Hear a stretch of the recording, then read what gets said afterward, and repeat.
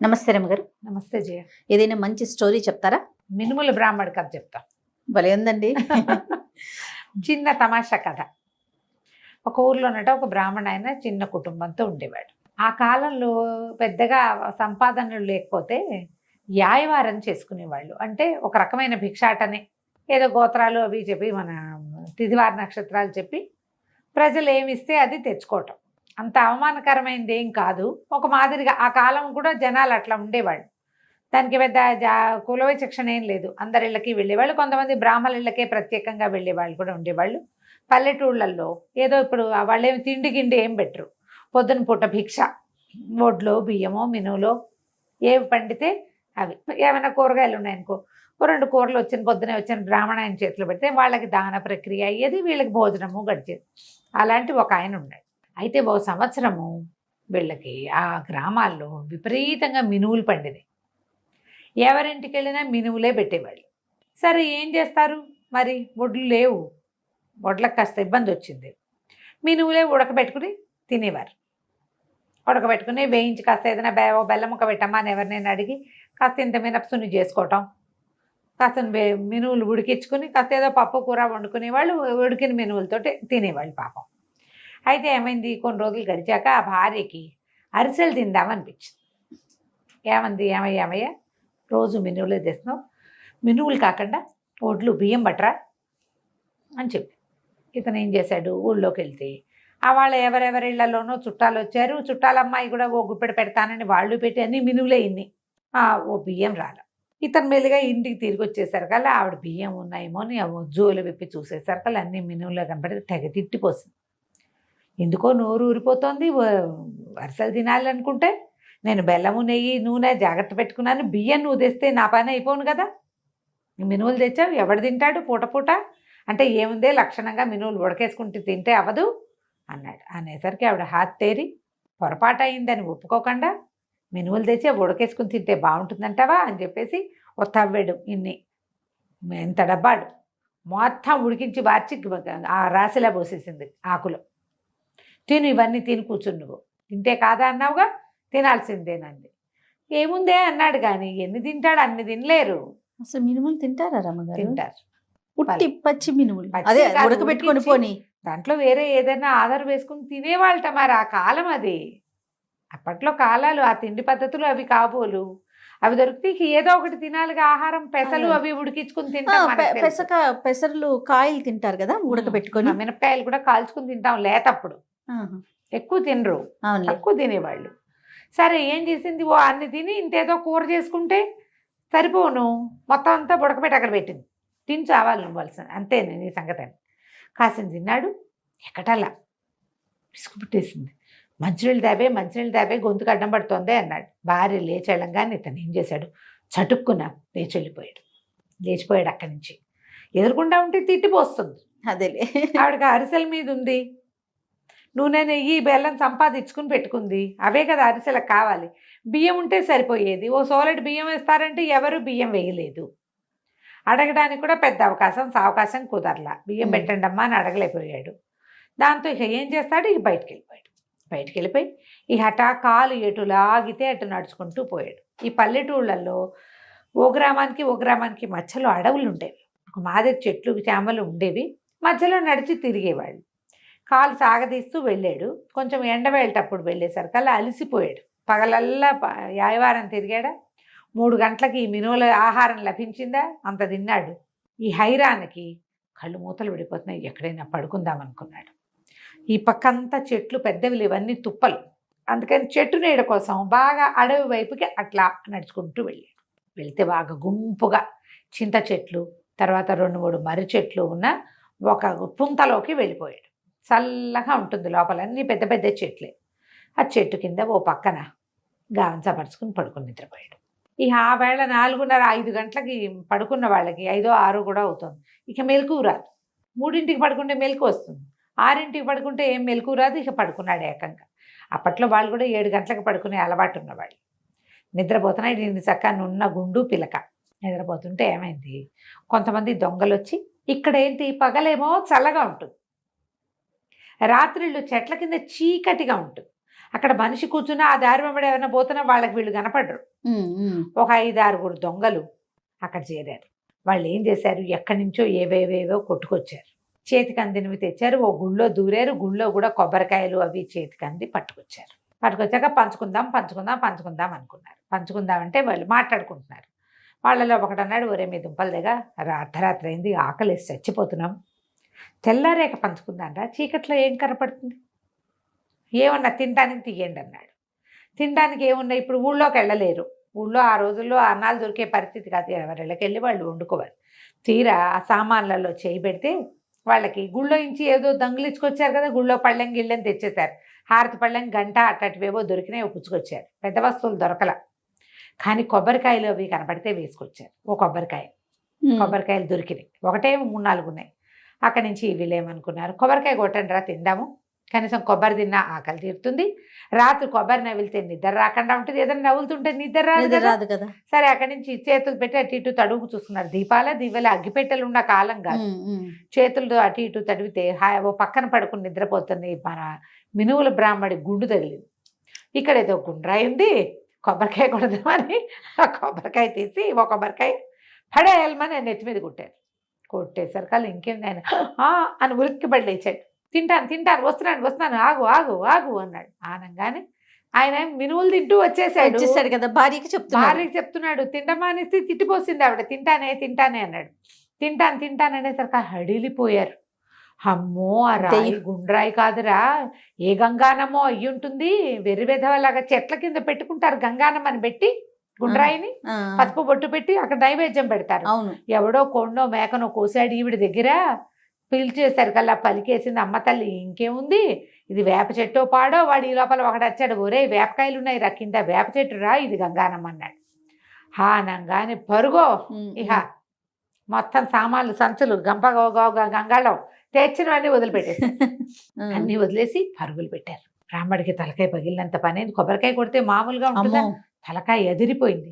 కాసేపు అయ్యాక తెలిసింది ఎవరో తన్ని కొట్టారని. వాళ్ళంతా పరిగెత్తేస్తున్నారు. అక్కడి నుంచి ఏం చేశారు, సామాన్లు అట ఇట తడివితే బోల్డని సంచులు పిట్టలు కనపడ్డాయి. అన్ని దగ్గర లాక్కొని మళ్ళీ కూర్చున్నాడు. మంచి నిద్రపోయాడు కదా, 12:30 1 గంట దాకా.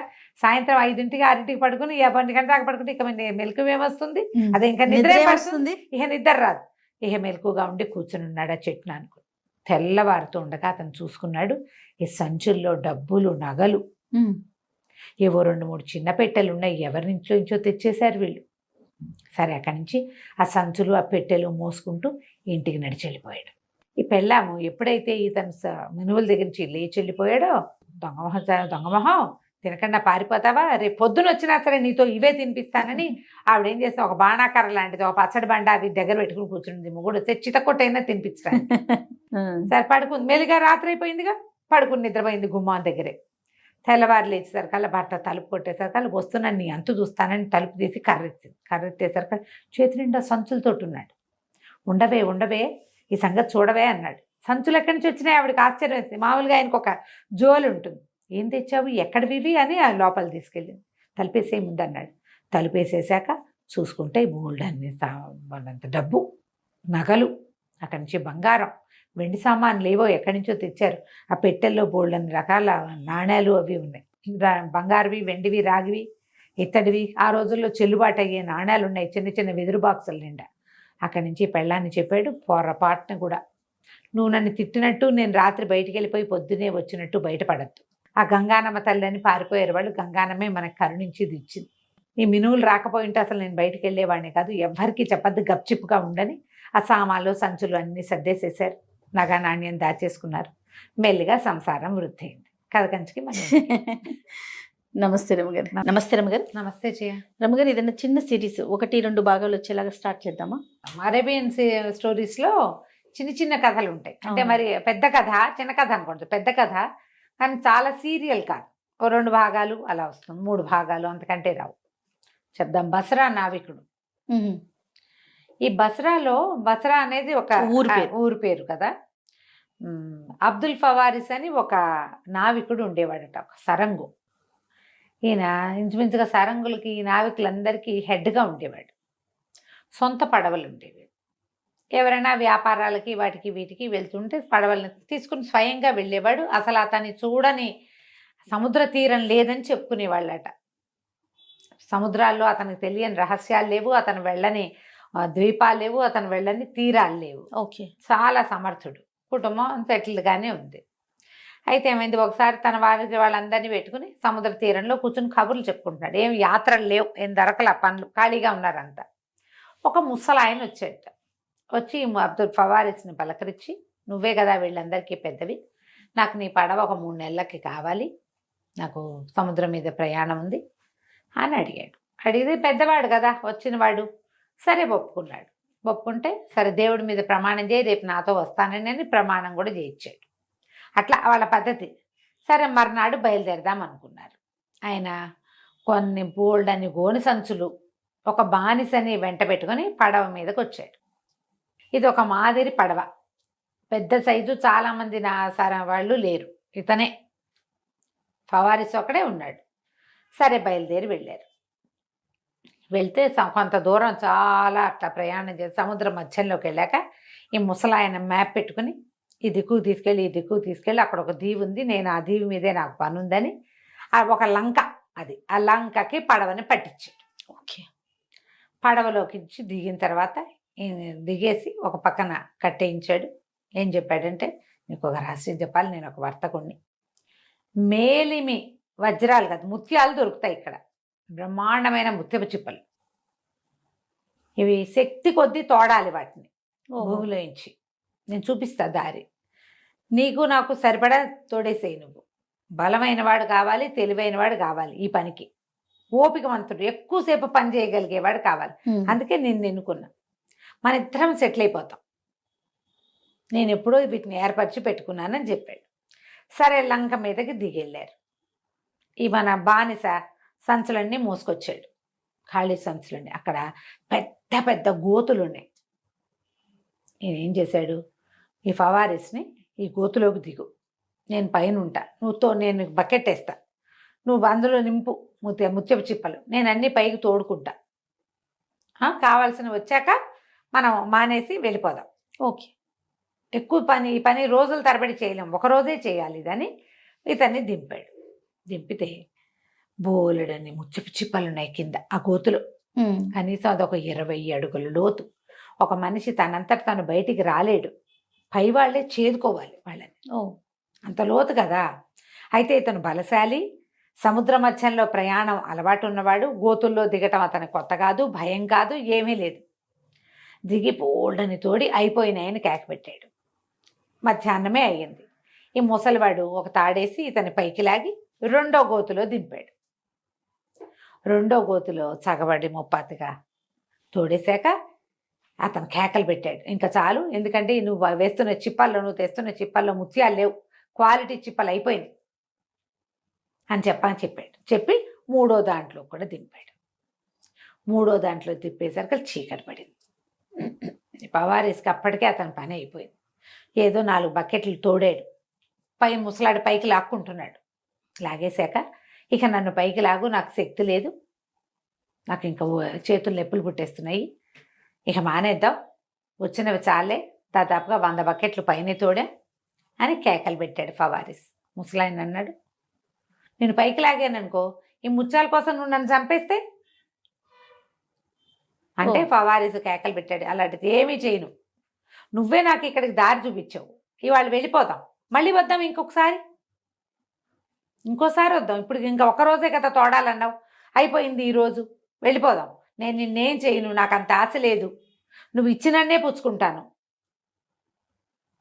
నువ్వు ఇందులో నాకు వాటా ఇస్తే నేను నీకు పడవ డబ్బులు కూడా అడగను, నన్ను పైకి లాగు అంటే ముసలివాడు అన్నాడు, నేను నిన్ను నమ్మను, అసలు నావికులనే నమ్మను, నా పని అయిపోయింది, నీ చావు నువ్వు చావు, నేను వెళ్ళిపోతున్నానని ఆ సంచుల నిండా నింపుకున్నాడు ఈ ముత్యాలు చిప్పలే ఆయిస్టర్స్, చిప్పలు ఒలిచి తీయాలన్నమాట. ఆ మొత్తం చిప్పలన్నిటినీ బస్తాల్లోకి ఎత్తేసి, ఆల్రెడీ ఎత్తేసి పెడుతున్నాడు బానిస, వాడికి భాష రాదు, బరువులు మోస్తాడు అంతే, ఎత్తేయంటే ఎత్తేస్తాడు. బానిసని తీసుకుని పడవ దగ్గరికి వెళ్ళిపోయాడు ముసలివాడు. ఈ బస్రా నావికుడైన ఫవారిస్ మాత్రం ఆ గోతులో ఉండిపోయాడు. ఎంత కేకలు పెట్టినా తెలిసింది ఇతనికి, ఇక లేరు ఎవరు ఇక్కడ. ఇతను అటు ఇటు ఇంత సన్న మనిషి పట్టేది కాదు, బాగా వెడల్పాటి పోయి అటు ఇటు కారాడుతుంటే ఇతనికి తెలిసింది ఎముకలు పుర్రెలు తగులుతున్నాయి. అంటే ఎంతమందినో ఈ ముసలివాడు తెచ్చి ఇక్కడ చంపేశాడు అనమాట. వదిలేసి వెళ్ళిపోతాడు, వాళ్ళు కొన్నాళ్ళుగా అక్కడే చచ్చిపోతారు. ఈ ఫవారిసు చాలా కాలం సముద్రాల్లో ఉండటానికి అలవాటు పడ్డవాడు. ఆ చేతికి దొరికిన ఎముకలతోటి అట అట అట అట తవ్వటం మొదలుపెట్టాడు. తవ్వుతుంటే అది ఇంకో గోతిలోకి దారి తీస్తున్నట్టు తెలిసింది అతనికి. ఓహో. తవ్వగా బెదురు, భయము, నిరాశ, నిస్పృహ, నీరసం అవి మనిషిని చంపేస్తాయి. అవును. బయటపడాలన్న కోరుకున్నవాడి విధానమే వేరుంటుంది. ఇతను తవ్వుకుంటూ అవతలకి వెళ్ళాడు. వెలుగు కనిపిస్తుంది ఎక్కడి నుంచో గోతులోకి. ఇక ఆ వెలుగు వైపుగా అట్లా అట్లా అట్లా అట్లా తవ్వుకుంటూ వెళ్ళగా అది సముద్ర తీరంలోకి వెళ్ళిపోయింది. రోజులు పట్టినాయి, మరి అంతే. ఆహారం లేదు. అయినా సరే అట్టగే మెల్లిగా తవ్వి 2-3 రోజులు బట్టి బయటకు వచ్చాడు. చూస్తే సముద్ర తీరం, పిట్ట పురుగు పిచ్చిగా ఏమీ లేవు అక్కడ. కనీసం బయటపడ్డాడు. అయితే ఏమైంది, ఇతనికి ఓపిక లేనట్టు పడున్నాడు. కానీ కాసేపటికి సముద్రం మీద మోత వినపడుతోంది. ఏదో వస్తోందో చూస్తే ఒక ఓడ కనపడంగానే ఇతను ఏం చేశాడు, అతను నడువుకు ఒక దట్టి లాంటిది ఉంది, ఒక ఎర్రగుడ్డ. అది నడుము మీద నుంచి తీసి కేకలు పెడుతూ అది గుడ్డ ఊపాడు. క్లాతులు కనిపిస్తాయి కదా, రెడ్ క్లాత్ అయ్యేసరికి అలా తడిసిపోయింది, నానిపోయి మురిగ్గా ఉంది. మొదటి భాగాలు మురికైనాయి, ఇతను కట్టుకున్న లోపల భాగాలు ఎర్రగానే ఉన్నాయి. ఆ భాగాలు కనపడేసరికి అలా ఎర్రగుడ్డ కనపడంగానే ఆ పడవ వాళ్ళు, ఆ ఓడ వాళ్ళు ఇటు తీసుకొచ్చారు, ఇక్కడ పట్టించారు. ఎవడో ఇక్కడ అరుస్తున్నాడు. సరే వీడిని ఎక్కించుకున్నారు. ఇతను ఈ లంకలో ముత్యపు చిప్పలు ఉన్నాయన్న మాట చెప్తే వీళ్ళక్కడ ఆశ పుడుతుంది, ఎవడో ఒకడు నాలాగే అవుతాడు. అందుకని చెప్పకుండా నేను ఎక్కిన పడవ, నేను పడవ వేసుకొచ్చాము, కొంతమంది పడవ పగిలిపోయి నేను ఒక కోయి చెక్క పట్టుకుని ఇక్కడ తేలేనని చెప్పాడు. ఓహో. పాపం వాళ్ళంతా జాలిపడ్డారు. అయ్యో నువ్వు ఫలానా వాడివేనా, అదేనా ఇదేనా అని కనుక్కున్నారు. బస్రాలో ఇతనికి కొంత పేరు. వాళ్ళు ఏదో దేశాన్ని చూస్తున్నారు కానీ బస్రా బీచ్ల్లో ఫవారిస్ పేరు తెలిసిన వాళ్ళు 2-3 ఉన్నారు అందులో. అయ్యో నువ్వు మంచి గొప్ప నావికుడివి, ఇలా అయిపోయావా, పోనీలే మేము అక్కడ బస్రా చేరుస్తాం నేను, ఏదో రకంగా అన్నారు. అయితే వీళ్ళు ఒక చోటకి వెళ్తున్నారు. బస్రాకి తిరుగు ప్రయాణంలో వీళ్ళు లేరు, ఇంకా వెళ్ళాలి వీళ్ళు బయటికి. వెళ్ళిన తర్వాతే దింపుతారు. పోనీ అప్పటిదాకా బతుకుంటాడు, పడవలో ఏదో కూర్చుంటారు కదా, సరేనని వెళ్ళటం మొదలుపెట్టాడు. వెళ్తుంటే వాళ్ళు కొన్ని రోజులు ప్రయాణం చేశాక వీళ్ళకి ఏం తెలిసింది, పడవ అనూహ్యంగా స్పీడ్ అందుకుంది, తొందరగా లాగేస్తున్నారని భావించారు. తర్వాత వాళ్ళకి తెలిసింది వీళ్ళేం చేయటల్లా, పడవ దానంతటదే వెళ్ళిపోతుంది. వెళ్ళేసరికి అందరూ మాట్లాడుకున్నారు. వాళ్ళకి సరంగులకు ఏమీ అర్థం కాలేదు ఏం జరుగుతుందో. ఫవారిస్కి తెలుసు, సముద్రయానాలు అలవాటు ఉన్నాయి కదా, అందరూ కేకలు పెట్టారు, నువ్వు చూడు నువ్వు సీనియర్వి కదా అనేసరికి ఇతను పైకెక్కి అతను తెలుసుకున్నాడు. అదేంటంటే అక్కడ బ్రహ్మదేవుడట, అంటే ఏమనాలి దాన్ని, ప్రవక్త అంటారు వాళ్ళు, లేదా ఏమనాలి విధాత, సముద్ర మధ్యంలో ఒక సుడిగుండం లాంటిది ఏర్పాటు చేశాడు. సింహన్నోరు అంటారు దాన్ని. ఆ సింహన్నోరు ఏంటి, అక్కడ దాకా వస్తే అదొక సుడిగుండం, అందులోకి వెళ్ళిపోతాయి. ఓహో. ఎప్పుడైతే ఆ సుడి తిరుగుతుందో పడవ ఇక చుక్కాన్ని వాటితో సంబంధం లేదు, లాక్కెళ్ళిపోతుంది. అందులోకి వెళ్తే ఇంకా బయటపడడం కష్టం. స్పీడ్ ఎక్కిపోయి ఇది ఆ సుడిలోకి వెళ్ళిపోతుంది అనేసరికి పడవలో ఉన్న వాళ్ళు, ఓడలో ఉన్న వాళ్ళంతా గోలెత్తిపోయి ఏడ్చి శోకాలు పెట్టారు. మమ్మల్ని రక్షించు, నువ్వు సీనియర్వి, నీకు చాలా తెలుసు, ఏదో ఒక ఐడియా వెయ్యి అనేసరికి ఇతను ఏమన్నాడు, సుడిలో తిరుగుతూ ఉన్నా మనం మునిగిపోకుండా ఉండాలంటే ఒక ఉపాయం ఉంది. ఎవరైనా ఒకళ్ళు ఈ దీంట్లో సముద్రంలో దూకి ఈ పడవను ఒక చెట్టుకేసి కట్టేయాలి. పైన ఉన్నాయి, అక్కడ కొండ కూడా ఒకటి ఉంది, అక్కడ ఒక చెట్టుకేసి కట్టేయాలి. ఇది ఇక్కడిక్కడే తిరుగుతుంది. ఈ సరిగ్గా ఈ సూడి ఎక్కడ తిరుగుతుందో దీనికి పై భాగంలో ఒక కొండ, చెట్లు ఉన్నాయి. ఆ కొండ మీదకి వెళ్ళిపోయి ఆ కొండలో ఒక చెట్టుకేసి కట్టేస్తే ఇది తిరుగుతూ ఉంటుంది.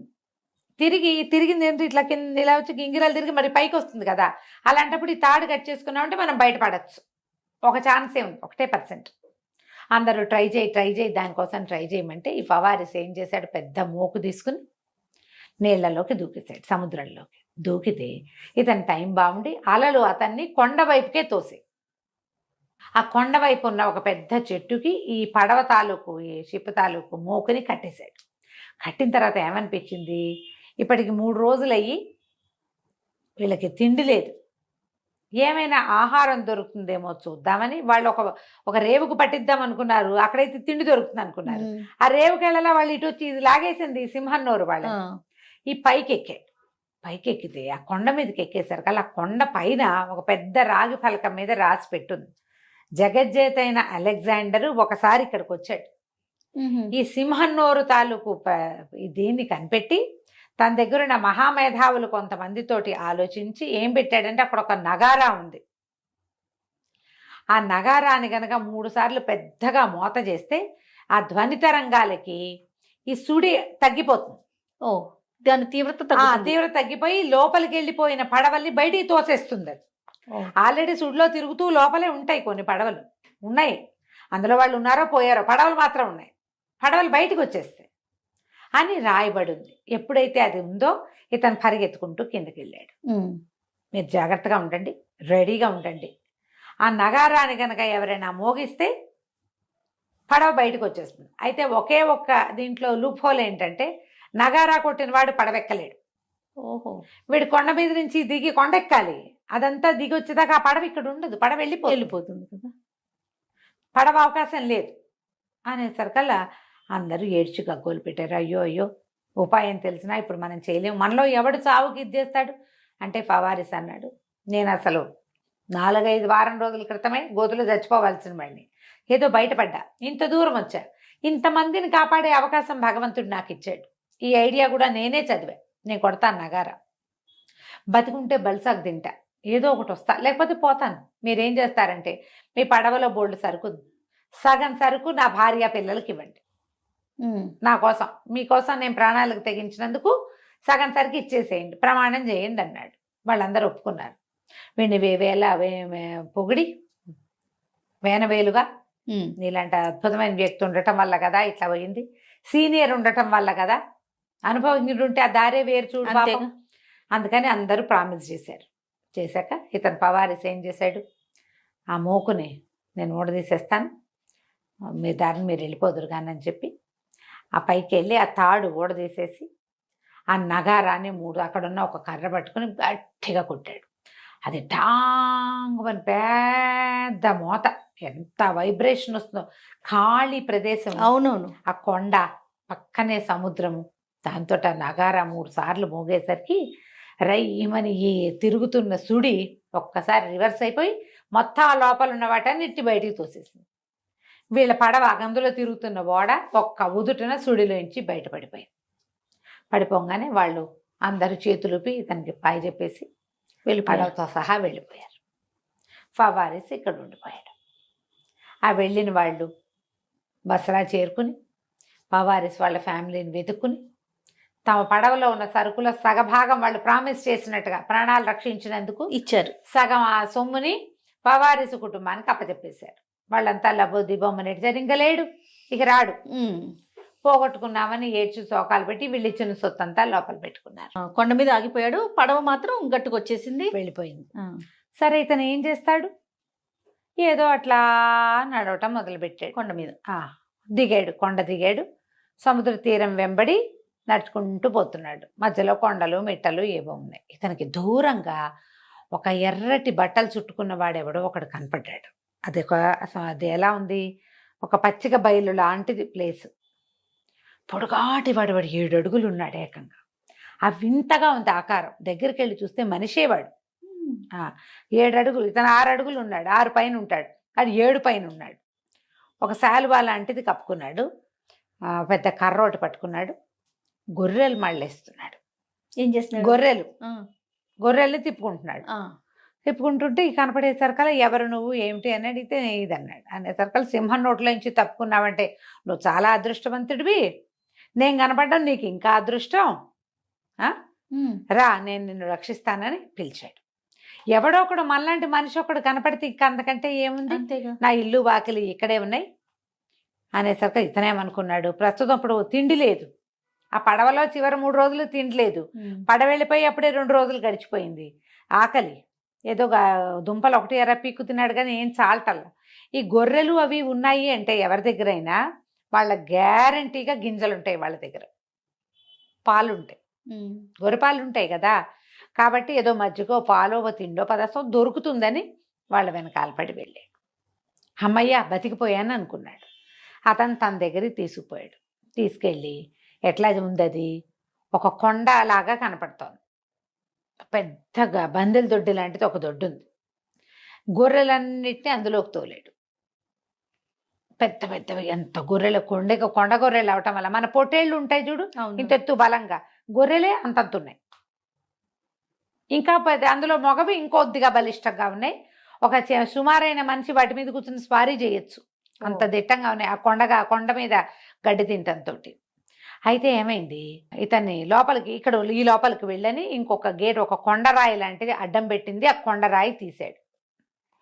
ఇతన్ని నువ్వు లోపలుండు అని లోపలికి పంపించాడు. అంతకుముందు అతను పెట్టిన తిండేదో కాస్త అంత తిన్నాడు. లోపల చూస్తే ఓ 15 మందో 12 మందో ఉన్నారు.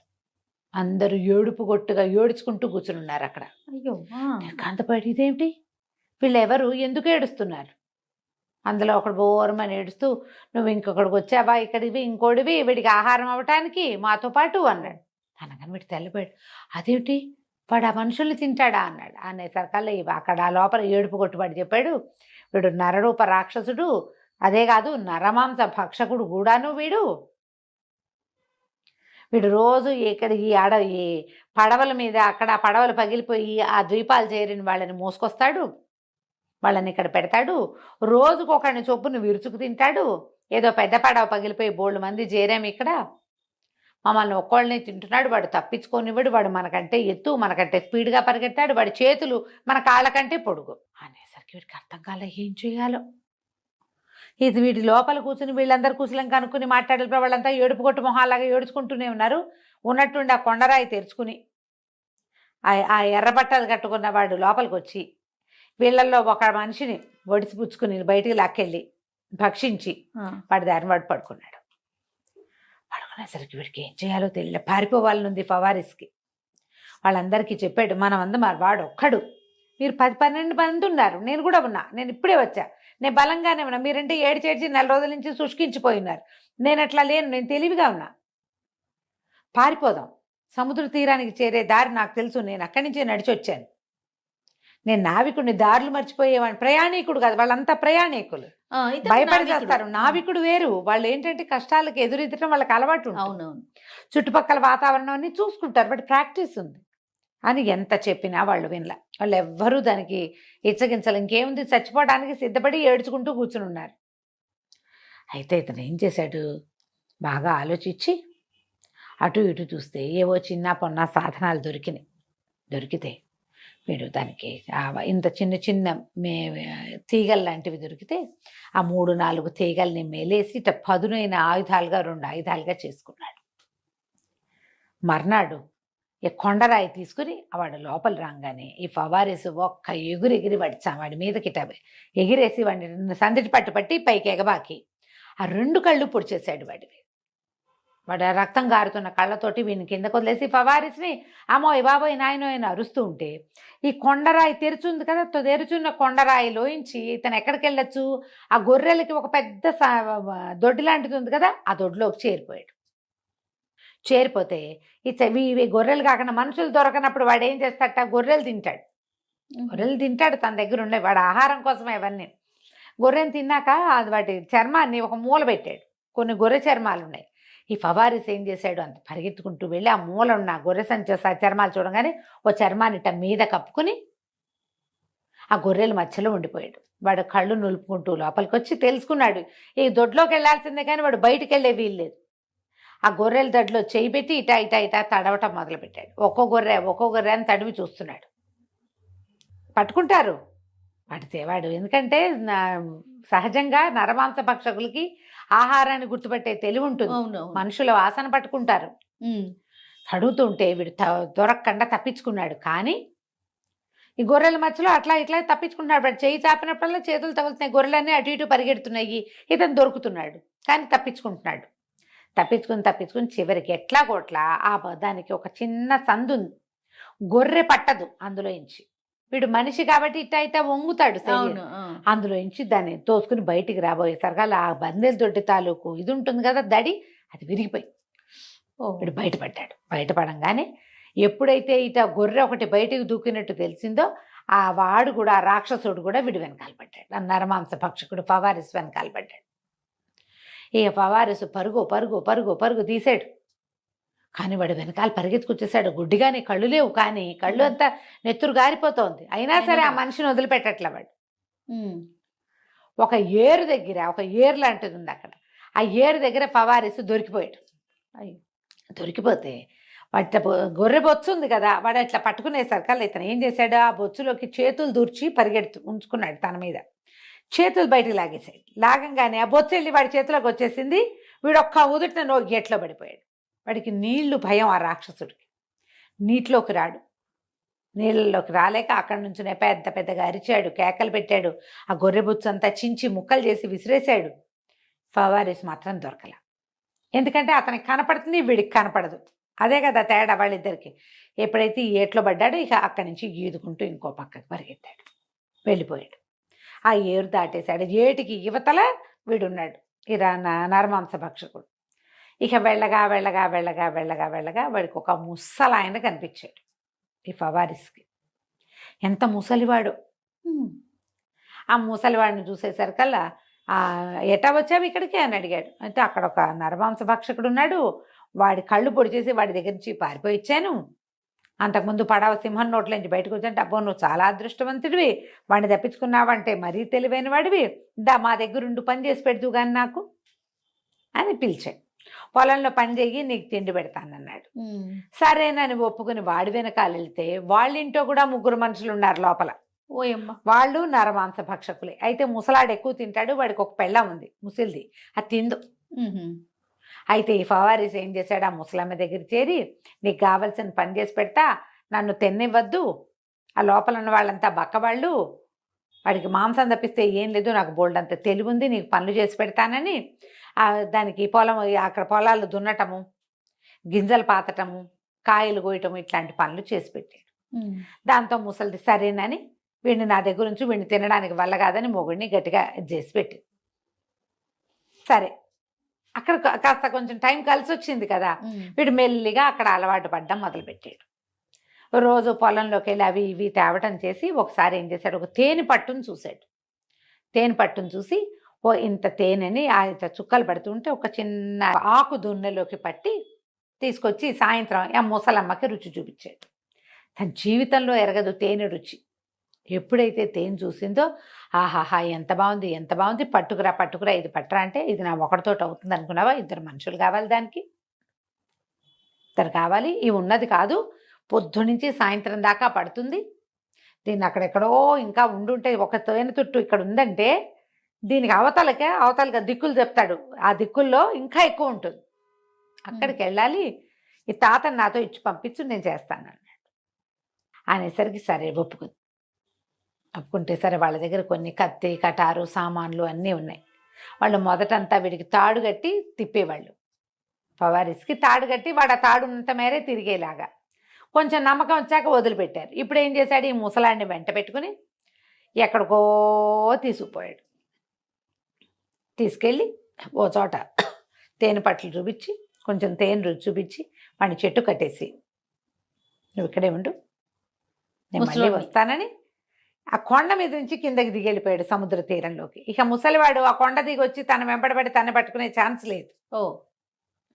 ఛాన్స్ లేకుండా వాడిని ఇంటి నుంచి దూరంగా తీసుకొచ్చేసాడు. ఒకవేళ ఇంటి దగ్గర నుంచి వీడు తప్పించుకుంటే మొగుడు పెళ్ళాం ఇద్దరు కలిసి వెంబడబడేవాడు. పెళ్ళాం అక్కడెక్కడ ఉంది, సాయంత్రం తేనె తెస్తారని అది హాయిగా కూర్చుంటుంది దాని దారిని. అది ముసలాడు ఇక్కడ కట్టేసి ఉన్నాడు ఈ ముసలతను, ఇంకా ఇతను వెళ్ళేది వచ్చేది లేదు, ఏం లేదు. కొండ దిగేసి సముద్ర తీరానికి పరిగెత్తాడు. ఇతను ఈ ప్లాన్ ఎప్పుడు చేశాడు, సముద్రం మీద దూరంగా అతనికి ఒక ఇది కనపడింది, ఆ ఓడ ఈ దిక్కుకే వస్తుందని తెలుసుకుని ఈ ప్లాన్ చేసి ఆ ఓడ ఇటువైపుకి వచ్చే సమయానికి దిగెళ్ళిపోయాడు కిందకి. ఇతను నావికుడు అవ్వటం వల్ల ఇది కుదిరింది. ఎన్ని రోజులు గడిచిపోయాయో ఈ గొండాటనలో పాపం. తీరా అక్కడికి వెళ్ళి ఈ బట్టలు, వాడికి అతను నడువుకు ఒక ఎర్ర బట్ట ఉందిగా ముందు నుంచి ఉంది, ఆ ఎర్రటి బట్ట ఊపేసరికల్లా వాళ్ళు ఒక పడవాళ్ళు, ఆ ఓడవాళ్ళు ఎవరో మనిషి ఇక్కడ పిలుస్తున్నాడని వాళ్ళకి తెలుసు. ఈ ద్వీపాల్లో నరమాంస భక్షకులు ఉంటారు, ప్రయాణాల్లో దిగబడిపోయిన వాళ్ళు ఎవరైనా ఉండిపోతే మా ధర్మాంస భక్షకులు తినేస్తారు. మ్మ్. వాళ్ళకి ఇట్లా నాగరికుల్లాగా తెలివైన ఐడియాలు ఉండవు. ఓకే. వాళ్ళు గుర్తుపడతారు, ఈ బట్ట ఎగరేసాడంటే వాడు నాగరికుడు, వాడికి తెలుసు ప్లాన్. అందుకే వస్తారు. వస్తారు. వచ్చి ఇతన్ని ఎక్కించుకున్నారు. ఎవరు ఏమిటి అన్నీ కనుక్కుని ఆశ్చర్యపోయారు. అదేంటి నువ్వు అప్పుడు ఎప్పుడో ఎన్ని నెలల క్రితం చచ్చిపోయావని వార్త వచ్చింది, మ్మ్. బతికే ఉన్నావు, బాగానే ఉన్నావే అని తలకాయ ఎంత నేర్చిపోయింది ఇతనికి. ఈ కష్టాలు, ఈ ఇబ్బందులు, ఈ చావుని దగ్గర నుంచి చూడ్డాలు, మ్మ్. నరమాంస భక్షకులు, సస్తున్నావని ఏడ్చేవాళ్ళు, అదే కదా. పనులు, పాపం నడక, తలంతా నేర్చిపోయింది. చివరికి ఎట్లా గొట్లా కొన్ని నెలలకి తన అదృష్టం కొద్దీ ఈ ఓడ బస్రాకే వెళ్తాం. నెల రోజుల సుదీర్ఘ ప్రయాణం తర్వాత బస్రా చేరాడు. ఇతను ఊళ్ళోకి నడుచుతుంటే ఊళ్ళో వాళ్ళంతా ఆశ్చర్యపోయారు. ఓరిని ఫవారిస్ బతికే ఉన్నాడని. ఇల్లు చేరాడు. భార్య పిల్లలు కూడా ఆశ్చర్యపోయారు. అబ్బో ఎటా వచ్చావు ఏమిటి అని కనుక్కున్నారు. సరే ఒక నెల 2 నెలలు బాగా విశ్రాంతి తీసుకున్నాడు. డబ్బులు బోళ్ళు చేరినాయి వీళ్ళ దగ్గర. మామూలుగా డబ్బు ఉంది కొంత. వాళ్ళు మొదట వాళ్ళు 50% కదా. హాయిగా ఉన్నారు. 2 నెలలు విశ్రాంతి తీసుకుని మెల్లిగా అప్పుడే సముద్ర తీరానికి వెళ్ళడం మొదలుపెట్టాడు.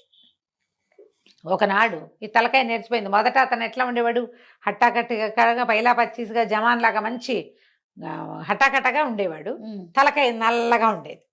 ఈ ప్రయాణాలు, ఈ గోల్లో జుట్టంతా తెల్లబడిపోయింది. మనిషి కొంచెం ఒడిలిపోయాడు. ఈ సముద్ర తీరంలో కూర్చుంటే మొట్టమొదటి ఏ ముసలివాడైతే వీళ్ళని తీసుకెళ్ళాడో వాడు కనపడ్డాడు. కనపడి ఇక్కడ పెద్ద నావికుడు ఎవరు అని అడిగితే ఇదిగో ఈయనేనండి అన్నారు. పేరు ప్రస్తావన రాల. ఇతను మాత్రం గుర్తుపెట్టాడు, ఫవారిస్ గుర్తుపెట్టాడు ఆ ముసలాయన్ అన్నాడు, నాకు 3 నెలల పని ఉంది, మరి పడవని అద్దెకి తీసుకుంటాను, నాతో వస్తావా అని అడిగాడు. సరే వస్తానన్నాడు. వస్తానని ఆయన మర్నాడు పొద్దున ఒక బానిసని ఒక మోపెడు గోన్ సంచుల్ని తీసుకుని పడవ మీదకి వచ్చాడు. మళ్ళీ యథాప్రకారం మొదట్లో ఎక్కినట్టే పడవ ఎక్కి వెళ్ళారు. ఎక్కెళ్తే బాగా ప్రయాణం చేసి సముద్ర మధ్యంలోకి వెళ్ళాక ముసలాయన చెప్పాడు, నేను ఒక వ్యాపారస్తుణ్ణి, ఫలానా ఒక చోట లంకలో ముత్యపు చిప్పలు ఉన్నాయి, చెరిసగం నీ జీవితం నా జీవితం సెటిల్ అయిపోతుంది, అక్కడికి వెళ్దాం, నువ్వు బలవంతుడివి, కుర్రాడివి, నాతో రా అంటే సరే అని ఒప్పుకున్నాడు. ముసలతనే ఆ లంకకి తీసుకెళ్ళాడు. ఫవారిస్కి తెలుసు ఆ లంక ఎక్కడుందో, అయినా సరేనని ఒప్పుకున్నాడు. ఆ లంక మీదకి వెళ్తే బానిస చేత సంచులన్నీ మోయించుకుని ఇద్దరు లంకలోకి దిగారు, పడవ కట్టేసి. లోపల దాకా వెళ్ళాక ఒక కుడివైపుకి తిరిగాక పెద్ద పెద్ద గోతులున్న ఒక ప్రదేశాన్ని చూపించాడు ముసలతను. ఈ గోతులోకి దిగిన ఆయన బోల్డని అద్భుతమైన ముత్యపు చిప్పలున్నాయి, చక్కగా నీ జీవితము నా జీవితము ఇద్దరి జీవితము సెటిల్ అయిపోతుందని చెప్పాడు. ఫవారిస్ అన్నాడు, నేనేనాడు గోతులో దిగిన వాడిని గాను, నీకే సహాయం కావాలన్నా చేస్తా, నువ్వు దిగు, అసలు దిగి చూపించు, నాకు ఆ గోతులో దిగటం ఏమిటో తెలీదు, నువ్వు నన్ను పడవదేమన్నావు కానీ గోతు మాట ముందే చెప్తే ఎవరినైనా స్నేహితుడిని తెచ్చేవాడిని, నువ్వు చెప్పలేదుగా అక్కడ. పడవ మీదకి ఎక్కాక ఇక్కడ దిగాక చెప్తున్నావు గొయ్యి మాట, నాకు తెలీదు, నేనేనాడు దిగల, నిత్యం లేనిదే దిగలేను అసలు నేను. ఇదేమో తాడుచ్చుకుని దిగాలి, తాడు పట్టుకు కిందకి దిగాలి, పైగా నువ్వు సన్నటి వాడివి, నేనేమో బలశాలిని, నన్ను నువ్వెట్టా దింపుతావు, నిన్నైతే నేను ఈజీగా దింపుతా, ఈజీగా లాగుతా కూడా, నువ్వు దిగని ముసలాతన్ని బలవంత పెట్టాడు. ఈ ముసలాతను అన్నాడు, సరే ఓ గోతులో నేను దిగుతా, నన్ను చూసి 2వ గోతులో నువ్వు దిగుతావా అన్నాడు. తప్పకుండా దిగుతాను, ముందు నువ్వు దిగమన్నాడు. ఫవారిస్ ఏం చెప్పాడు, నువ్వు దిగు, చూపిస్తే నాకు అనుభవం వస్తుంది కదా అవును అనేసరికి సరే ముసలాతను ఒప్పుకొని గట్టిగా కట్టుకుని తాడు పుచ్చుకొని గోతులోకి దిగాడు. దిగితే పోలని ముత్యపు చిప్పలనే ఆ గోతుల్లోకి ముత్యాలు ఆయిస్టర్స్ వస్తాయట. ఆ గోతులు అందుకు తవ్వి పెట్టారు, సముద్రంలో నుంచి ఇక్కడికి ఊరతాయి అవి, అదేలే ఆల్చిప్పలు లాంటివి. ఇక ముసలివాడు తోడడం మొదలుపెట్టాడు. ఒక 20-30 బకెట్లు వచ్చినాయి పైకి. ముసలివాడు వగరుస్తూ చెప్పాడు, నా వల్ల కాదు, ఇంకా నేను ఇంక చేయలేను, నేను ముసలివాడిని, అశక్తుడిని, నన్ను పైకి లాగే, ఎన్ని వచ్చినాయో అన్ని వచ్చినాయి, నువ్వు దిగుతానంటే 2వ దాంట్లో దిగు, నువ్వు దిక్కపోయినా పర్వాలేదు, సగం వెళ్ళిపోదాం, నన్ను పైకి లాగు అని పిలిస్తే ఫవారిస్ అన్నాడు, లాగేను నిన్ను, లాగుతాను, ఇది వరకు నువ్వు నన్ను లాగేవు కదా, నన్ను గోతులో దింపి నన్ను వదిలిపెట్టి వెళ్ళిపోయావు ముసలినక్క నువ్వు, నాకేదో నా పిల్లల అదృష్టం బాగుండి నేను బతికొచ్చాను, యువకుడిని, నాకు ఇంకా బతికేందుకు ఒకళ్ళనే, నువ్వు ముసలాడివి నీకెందుకు, సంవత్సరం క్రితం నన్ను ఈ గోతులో దింపి చావుకి నన్ను వదిలిపెట్టి వెళ్ళిపోయావు, నువ్వు అక్కడే ఉండు, నేను నిన్ను బయటికి లాగేది కళ్ళ అని చెప్పి, ఆ బానిసకి భాష రాదుగా, ఇవన్నీ ఎత్తి మనం వెళ్ళిపోదాం అది అని చెప్పి ఆ ముసలివాడిని అక్కడే వదిలేసి, నీకేమైపోతాడు వాడు, వీడు కాదు తవ్వుకుని వచ్చాడు, ముసలివాడి వల్ల అవ్వదు, అవుదుగా, పైగా ఇవన్నీ తోడి తోడి వాడి దుంప దిగిపోయింది అని చెప్పేసి ఆ ముత్యపు చిప్పలన్నీ తీసుకుని ఆ బానిసని వెంట పెట్టుకుని తన పడవ దగ్గరకు వచ్చేసాడు. వెనక్కి వచ్చేసాడు బస్టాండ్ నగరానికి. బానిసకి డబ్బులు ఇచ్చి పంపించేశాడు. వాడు కేవలం ఏంటంటే వస్తువులు మోయడానికే వచ్చాడు. ఈ తెచ్చిన ముత్యపు చిప్పలు మామూలు కాదవి, ఎంత అద్భుతమైన ముత్యాలు వచ్చినాయో వాటిలలోంచి. ఇతను ఎక్కడి నుంచి తెచ్చాడో బస్రాలో ఎవ్వరికీ తెలియదు. ఆ ముత్యాలు అమ్మి తన దగ్గరున్న సంపదకి 4 రెట్లయిందట వాటితోటి సంపాదన. ఆ తర్వాత అతను ఎప్పుడు మళ్ళీ పడవెక్కల. అదే అతని ఆఖరి ప్రయాణం. భగవంతుడు నాకు చావును చూపించి మళ్ళీ సంపాదించేందుకు, పగ తీర్చుకునేందుకు నాకు అవకాశం ఇచ్చాడు, ఇక మళ్ళీ నేను ఇంకే చెయ్యను ఈ సాహసం అని చెప్పి ఒట్టు పెట్టుకుని హాయిగా వ్యాపారం చేసుకుంటూ బస్రా నగరంలోనే ఉండిపోయాడు బస్రా నావికుడు అబ్దుల్ ఫవారిస్ కథకంచికి మనం ఇంటికి. చాలా బాగుందండి. నమస్తే. నమస్తే జయ. నమస్తే రమగారు. నమస్తే జయ. రమగారు, చందమామ కథ ఏదైనా చెప్పుకుందామా? పూర్వం ఒక పల్లెటూళ్ళలో ఓ వీరయ్య అని ఒక ఆయన ఉండేవాడు. ఈయన అవడానికి కామందే, ఏవో ఆస్తి స్వాస్తి ఉన్న ఇల్లు వాకిలే ఉన్నాయి, కానీ లోభి, పిసినారు వాడు. ఫ్రీగా వస్తే ఏదైనా తీసేసుకోవాలనే ధోరణి. అయితే ఈయనకి వివాహం అయ్యాక భార్య తరఫు నుంచి కొంత ఆస్తి వచ్చింది, ఈయనకు ఉన్నది కాకుండా ఆస్తి అంతా తీసుకున్నాడు. పొలాలు గిలాలు స్వాధీనపడ్డాయి. కాలక్రమాన 4 పిల్లలు పుట్టారు, 2 ఆడపిల్లలు 2 మగపిల్లలు. అయితే ఈ పిసినాడతనం, ఈ లోభి ఎవరికి పెట్టడు, అన్నీ నాకే కావాలి, ఖర్చు పెట్టడు. బ్రహ్మాండమైన ఇల్లు, పెద్ద ఇల్లు, తాతల నాటిది ఇల్లు, గట్టిది, చక్కగా ఎత్తుగా అరుగులతో బాగుంటుంది బొమ్మరిల్లల్లి. కానీ ఏనాడు రంగే ఇచ్చేవాడు కాదు, చుట్టుపక్కల బాగు చేయించేవాడు కాదు. చుట్టూతో అంతా తుప్పలాగా పెరిగిపోయి ఉంటుంది. అవన్నీ క్లీన్ చేయించాలంటే మనిషి కావద్దు, మరి ఖర్చు, అది ఇష్టం ఉండదు. భార్యకో మంచి చీర నగ కొనేరు, అక్కడ ఎప్పుడు దిష్టి బొమ్మలాగానే ఉంచేవాడు. పిల్లలు 4 పిల్లలు. ఈ 4 పిల్లలకి ఓ చదువు చెప్పించడం లేదు, ఏదో ఎటాగొటా చదువుకున్నారు అంతే. వాళ్ళకి ఏదైనా చక్కగా వైనంగా ఏర్పరచడం లేదా అంటే ఉంది. మనం ఇట్లాంటి వాళ్ళని మన చుట్టుపక్కల కూడా చూస్తాం. పెద్ద చక్కటి ఇండిపెండెంట్ ఇళ్ళు అవి ఉంటాయి. ఎందుకో దిష్టి పిడతల్లాగా ఉంటారు ఇంట్లో వాళ్ళు, ఏమీ వాళ్ళు శుభ్రంగా ఉండరు. అందరితో పాటు ఇప్పుడు ఒక కాలనీలోనో ఒక ఏరియాలోనో అందరితో పాటు ఇల్లు లభించడానికి ఎక్కడో ఉద్యోగం చేస్తారు. మరి ఆడవాళ్ళ లోపమో అది మగవాళ్ళ తాలూకు దౌష్ట్యమో మనకు తెలియదు, కానీ చుట్టుపక్కల వాళ్ళంతా చక్కగా వైభవంగా ఉన్నట్టు ఉంటారు, వీళ్ళొక్కళ్ళు మాత్రం దెబ్బ మొహాలు వేసుకుని ఉంటారు. ఎందుకో తెలియదు, ఏమిటో బాధ వాళ్ళకి. చక్కగా కళకళలాడుతూ ఉండరు, ఖర్చు పెట్టరు. దేనికోసం ఇదంతా దాచాలో వాళ్ళకి తెలియదు పాపం, దాచుకుంటూ ఉంటారు. వీళ్ళని కూడా అట్లాంటి వాడే అనమాట. 4 పిల్లలు అన్నా కదా, పెద్ద పిల్ల సీత, రెండో పిల్ల పేరు రోహిణో రమణి, అక్కడి నుంచి 2 మగ పిల్లలు, పెద్దవాడు చంద్రము, రెండో పిల్లాడు గోపి. ఆ చంద్రం అన్నవాడు 10th క్లాస్ ఏదో స్కూల్ ఫైనల్ అయిన తర్వాత వాడికి డాక్టరీ చదవాలని కోరిక. ఈయన చచ్చిన వైద్యం చదువు ఖర్చు అదంతా వైద్యుడు అవ్వాలని కోరికని అందులోనే తుంచేశాడు. ఆ పిల్లాడు అసహ్యం వేసి నేను నీ దగ్గర ఉండను అని చెప్పేసి బస్తీలో వీళ్ళ పక్కన ఉన్న బస్తీ పోయి ఏదో ఒక గుమస్తా పని చేసుకుంటూ వాడి దారిన వాడు ఉన్నాడు. ఆ చిన్నపిల్ల రోహిణి రమణ అనే పిల్ల ఎంత చక్కగానో పాడుతుంది. సంగీతం నేర్చుకుంటా నాన్న, సంగీతం నేర్చుకుంటా. సంగీతం అంటే ఖర్చు ఏమీ లేదు.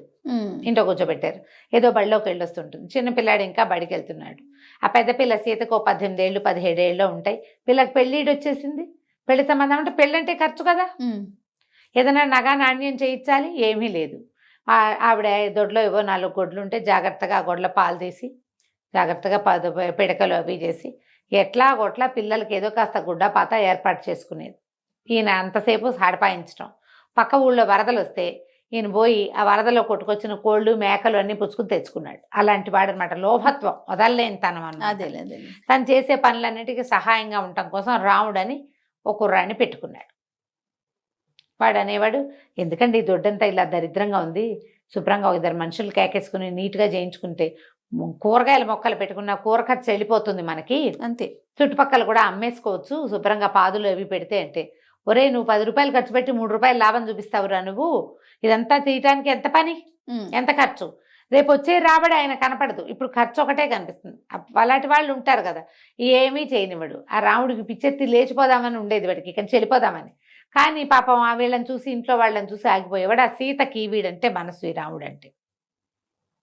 పెళ్ళిడు వచ్చిన పిల్ల ఇంకా బయటికి పెళ్లి సంబంధాలు చూసే ఆస్కారం కూడా లేదు. ఆ పని కుర్రాడి మీదే ఆ అమ్మాయికి మనసుగా ఉండేది. కొన్ని రోజులు ఇట్లా గడుస్తూ ఉండగా ఏమైంది, ఒకరోజు ఒరే ఒక నిచ్చెనాను సంచి పట్టురారా మనం దేవాలయానికి వెళ్దాం అన్నాడు. అక్కడికి ఎందుకంటే నిచ్చెన అన్నాడు. అంటే దేవాలయం పక్కన పెద్ద తేనె పట్టు పట్టిందిరా, చేదా ఏమిటి ఊరికే తేనె వస్తుంటేను, ఇంట్లో మందుకో మాక్కో కావాలి, బయట తేనె కొంటే 50 రూపాయలు, మనం తెద్దామంటే అయ్యో అట్ట పనికిరాదండి, అది దేవాలయం సొత్తు, మనం తీసుకోకూడదంటే గడదగుడ్డు, దేవుడు అందరివాడు, దేవుడు సొత్తు అందరిది అన్నాడు ఆయన. అంటే వీడు నేనైతే ఎక్కనండి అన్నాడు. ఎక్కనండి అంటే సరే నేను ఎక్కుతా, నువ్వు కింద పట్టుకో చాలు అని చెప్పేసి ఏం చేశాడు, నిచ్చెన వేసుకుని ధ్వజస్తంభానికి పక్కగా ఉన్న ఒక చిన్న మండపం లాంటిది ఏదో ఉంది, ఆ మండపం మీదకి పైకి ఎక్కాడు. ఎక్కేసరికల్లా తేనెటీగలు జుమ్మని మీదకి వచ్చేసరికల్లా కాలు పట్టు తప్పి దభేల్మని పడిపోయాడు. వాడు కుర్రాడు ఎక్కగలిగేవాడు, 4 బిడ్డల తండ్రి ఇదేమి ఎక్కుతాడు కదా, ఆశపోతానానికి అంతే. పడేసరికల్లా తలకిందులు కాబట్టి తలకాయ పగిలినంత పని అయింది. పగిలింది. ఏటాకోట మోసుకొచ్చాడు ఇంటికి, రాముడే మోసుకొచ్చిన తర్వాత ఏముంది, మూలబడ్డాడు ఈయన. అయోమయంగా అయిపోయాడు, మాట పడిపోయింది, చచ్చిపోలా, అయోమయం అయిపోయాడు. చెప్పిన పని చేస్తాడు తప్పిస్తే ఆయనకి ఏమీ తట్టదు, తెలియదు. వైద్యుడు వచ్చి కట్టుకట్టాడు, అదేదో చేశాడు. కొంచెం మతి రావటం కష్టం రా, సమయం పడుతుంది, అసలు వస్తుందో రాదో, ఈయన ఇట్టాగే సాక్కోవాలి మీరు అన్నాడు. ఇలా బోది బొమ్మన్నారు పిల్ల జల్ల, ఏం చేస్తారు. అక్కడి నుంచి వీడేం చేశాడు చూస్తే, ఇంట్లో ఎవరున్నారు, పెద్ద అబ్బాయేమో ఎక్కడికో వెళ్ళిపోయాడు. ఇక మిగిలింది 2 ఆడపిల్లలు, ఒక చిన్న పిల్లాడు, పెద్ద ఆవిడనేమో దిష్టి పెడతలా ఉంచాడు. ఆవిడకి ఏ వ్యవహారమో తెలియదు. వీళ్ళకి బోళ్ళు పొలాలు ఉన్నాయి, ఏదైనా పని చేయటానికి ఈయనకి ఖర్చు పెట్టడం ఇష్టం ఉండదు. రాబడి వస్తుంది రేపు, కానీ ముందు ఖర్చు పెట్టడం ఇష్టం లేక కొన్ని పొలాలు బీడు కూడా పెట్టాడు. అయ్యో. అక్కడి నుంచి వీడేం చేశాడు, అమ్మగారు ఎనపెట్టి తెరవండి ఏమున్నాయో చూద్దామని ఎనపెట్టి తెరిస్తే కాస్త డబ్బు కనపడింది. సరే డబ్బులు తీసి బయట పెట్టండి, ఏర్పాటు చేసుకుందాం మనం, ఈయన ఇట్టా ఉన్నాడు, మన కథ ఎట్టా ఆయన ఎటాగా నడుపుతున్నాడో మనకు తెలియదు. సరే అక్కడి నుంచి ఏం చేశాడు, కౌలుదారులను ఒక 2 కేకేసుకొచ్చి అమ్మగారు ఎదురుగుండానే మాట్లాడించి పొలం కౌలుకి ఇచ్చేశాడు మొదట. అక్కడి నుంచి దొడ్డి వాకిలి శుభ్రంగా బాగు చేయించాడు. అందరూ ఇంటిలి పాదిని పనిలో పెట్టాడు. అందరూ మొక్కలు కొట్టేద్దాం, ఈ దొడ్డంతా బాగు చేసుకుందాం, అయ్యగారు లేడు, మన దగ్గర 4 డబ్బులు ఉన్నాయి, రేపేం వస్తుందో తెలియదు, తినాలి మనం. ఆయన మెయింటెనెన్స్ చేసినట్టు కాదు, మన మెయింటెనెన్స్ వేరేగా ఉంటుందని మొత్తం దొడ్డి వాకిలి ఇల్లు శుభ్రంగా బాగు చేయించేశాడు. అక్కడి నుంచి పాదులు తవ్వి అందరితోటి విత్తనాలు కూరగాయలు పెట్టించాడు. 3 నెలలు తిరిగేసరికి వచ్చేస్తాయి కూరలు, ఎంతలోకి వస్తాయి, బీరపాదు పొట్లపాదు అవి అయితే అసలు 2వ నెలకే కాపు వచ్చేస్తుంది. చక్కగా కూరలతో కళకళ్ళాడేలాగా చేశాడు దొడ్డంతా. ఇంట్లో శుభ్రంగా కూరలు దొరుకుతున్నాయి. పిల్లలు అంతకుముందు ఏడుచి మొహాలు వేసుకుని ఒక్కిల్లాగా ఉండేవాళ్ళు. నుంచి కూరగాయలు అమ్మితే కూడా డబ్బులు వస్తున్నాయి. అక్కడి నుంచి 4 గొడ్లు ఏవో ఉన్నాయి, ఇంకో 2 గొడ్లను పెంచాడు, ఇంకో పాలేరుని పెట్టాడు, వాడు పాలు తీస్తాడు, పాలు బయట పోస్తారు, పాల మీద డబ్బులు వస్తున్నాయి. ఇల్లు ఇంత దరిద్రంగా ఉంది, మనకేమి ఇంత డబ్బులు వస్తుంటే ఇల్లు ఇట్లా ఉండటం ఏమిటి, ఇల్లంతా బాగు చేయించేసేద్దామని ఇల్లు అన్ని పక్కల బాగు చేయించి శుభ్రంగా వెళ్ళేయించి పెంకులు సరిచేయించి నీట్గా చేసి పెట్టాడు. సరే ఈ కూరగాయలు పండుతున్న కాలంలోనే ఎవరో పట్టణంలో వీళ్ళ బాబుగారు చంద్రం బాబు అక్కడెక్కడో ఉన్నాడని తెలిస్తే అక్కడికి పోయి తీసుకొచ్చాడు. బాబు నీకు కావాల్సింది చదువుకుంది, కానీ ఎలాగో మనం పొలం కౌలుకి ఇచ్చాము, డబ్బులు వచ్చేస్తాయి, నువ్వు చదువులో చేరిపో, వైద్య వృత్తి ఎక్కడ చేరుతానంటే అక్కడ చేరు, నేను ఖర్చు పెడతా అని చెప్పి సరి చేశాడు. అక్కడి నుంచి చిన్నపిల్లకి ఏం చేశాడు, అది కూడా 9th or 8th క్లాస్ అయ్యింది. ఈ 8th క్లాస్ అయిన పిల్లకి ఓ సంగీత మాస్టర్ని పిలిపించి పాఠం చెప్పించడం మొదలుపెట్టాడు. పిల్ల చక్కగా సంగీతం నేర్చుకుంటుంది, చక్కటి పాట దాంది. ఆ రోజుల్లో అప్పటికి ఇంకా గ్రామ్ఫోన్ రికార్డులు వచ్చినాయట, ఇవి రేడియోలు రేడియో కష్టం, రికార్డులు ఇవ్వచ్చు దూరాన్ని ఎక్కడో, అది కష్టం, కానీ నేర్చుకున్న పిల్లలకి అవకాశాలు ఉంటాయి. 1 సంవత్సరం 6 నెలలు 8 నెలలు గడిచేసరికల్లా ఇంటి ఆసామి గారి భార్య మంది, ఆ వీరయ్య గారి భార్య, ఒరే నాయన పెద్ద పిల్లాడిని సరి చేసావు, పిల్లకేదో సంగీతం వస్తుంది, చిన్నపిల్లకి ఆఖరి పిల్లాడు బళ్ళోకి వెళ్తున్నాడు అనుకో, పొలాలు దొడ్లు అన్నీ సరి చేసావు, సీత సంగతి చూడాలరా, దాన్ని పెళ్లి చేసుకొని ఆయన నువ్వు, ఈయన సంగతి విని ఏ పై సంబంధము రాదు, ఇంట్లో పిల్లవాడివి, నువ్వు ఉన్నావు కాబట్టి బతుకున్నావు, లేదా నువ్వు గనక లేకపోతే వాడు లేచక్కపోయి ఈయనట బడి ఉండి మేమేం చేసేవాళ్ళం, ఆడవాళ్ళం, పిల్లని పెళ్లి చేసుకోరా నాయన అంటే సరే పెళ్లి చేసేసుకున్నాడు. ఏడాది తిరిగేసరికి అసలు ఆ సీతకు కొడుకు కూడా పుట్టాడు. మొత్తం మీద 3 నెలలు కలిసి 4వ ఏడు పడింది. సరే ఏమైంది, ఒకరోజు చేలోంచి కౌలుదారులు తెచ్చి బస్తాలు తిప్పారు వాకిట్లో. తింపితే మరకేసుకెళ్ళి కొన్ని వడ్లు మరపట్టించుకొద్దామని ఈ వీరయ్య మతిపోయి ఉన్నాడు కదా, ఇప్పటిదాకా ఆయన కూడా గుప్పులు తవ్వాడు, ఆయన కూడా సున్నం వేసేటప్పుడు గోడకు సున్నాలు వేసాడు, పెంకులు సరి చేశాడు, ఏదైనా పని చెప్పు అని రాముడు పని చెప్తే చేస్తాడు, మాట లేదు, అన్నం పెడితే తింటాడు వేళకి. ఆయన్ని పోషించారు వీళ్ళు, తండ్రిగా పోషించుకున్నారు శుభ్రంగా, ఆయన బాగానే ఉన్నాడు హెల్తీగానే, కానీ మతి లేదు, మాట లేదు.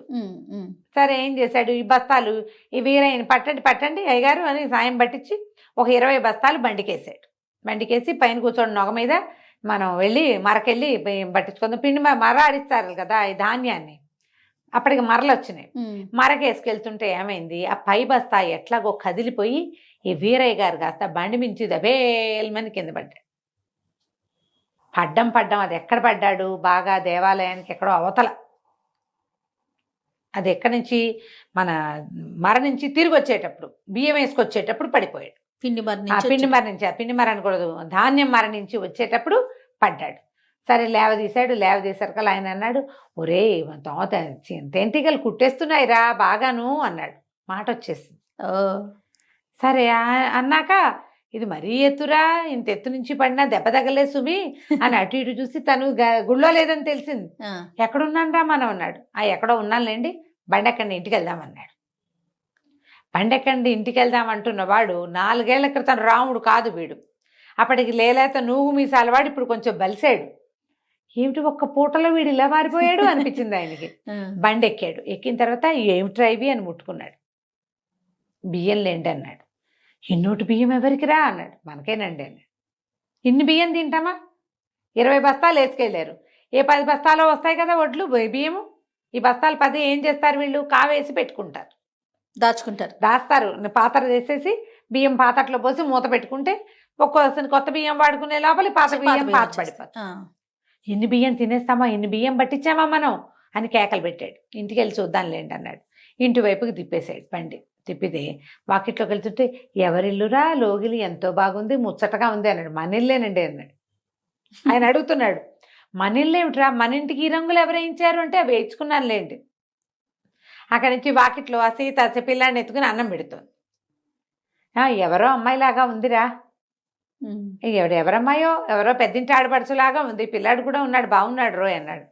మీ కూతురేనండి సీత అన్నట్టు. సీతకు పిల్లాడు ఏమిట్రా అంటే 2 ఏళ్ళు అయిందిలేండి పుట్టన్నాడు.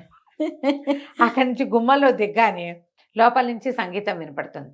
అయ్య బాబాయ్ ఎంత బాగా పాడుతుందిరా పిల్ల, ఎవరు అంటే మీ పిల్లనండి, ఇచ్చిన పిల్ల. బాగుంది. ఆయన నిర్ఘాంతపోయాడు. లోపలికి వచ్చి చూస్తే ఇంకేముంది, పెద్దగా విశాలంగా ఉన్నాయి, అంతకుముందు చీకటి కొట్టులాగా పాడుగట్లు ఆడుకుంటూ అంతే బికామాయిగా ఉండేది ఇల్లు. ఇప్పుడు చూస్తే మొత్తం దొడ్డంతా పచ్చగా మొక్కలు, ఓ పక్క నుంచి అంబారావాలు వినపడుతున్నాయి, ఆవులు, దేదీప్యమానంగా ఉంది. ఇంట్లోకి వచ్చేసరికల్లా పెళ్ళంగా అంతకు ముందు దిష్టి పెడతాలాగా ఉండే పిల్లలు నవనవలాడుతూ వంకాయలలే చక్కగా ఉన్నారు. చంటి పిల్లాడిని ఎత్తుకుని ఈ పిల్లని ఎవరికి ఇచ్చి పెళ్లి చేసావే అన్నాడు. నేనే చేసుకున్నానండి అన్నాడు రావుడు. నేనే చేసుకున్నాను అనేసరికి ఈ కథ అంతా జరిగి ఎన్నాళ్ళు అయిందిరా అన్నాడు. 4 ఏళ్ళు అయిందండి.